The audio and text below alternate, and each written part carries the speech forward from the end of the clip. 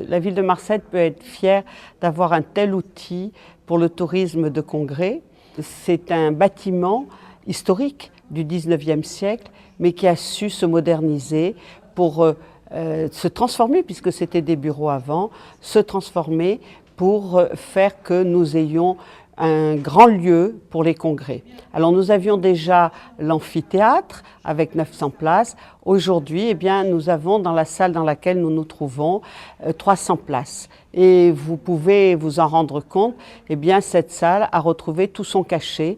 Et comme je le disais, avec toute la technicité moderne que nous devons avoir aujourd'hui, bien entendu. Alors, ce palais des congrès du Pharo, eh bien, il vient en appui de ce qui existait déjà, c'est-à-dire le parc Chanot, le World Trade Center dans le centre-ville qui est plus petit, et puis il vient compléter l'amphithéâtre des 900 places dont j'ai parlé tout à l'heure. Mais en même temps, c'est que dans cette ville, il manquait une salle pour accueillir des réceptions, des dîners qui se déroulent en général lors des congrès. Eh bien, nous allons pouvoir avoir aujourd'hui, dans l'espace restauration, 1000 personnes assises puisque nous l'avons doublé. Le maire de Marseille a mis une priorité sur le développement du tourisme.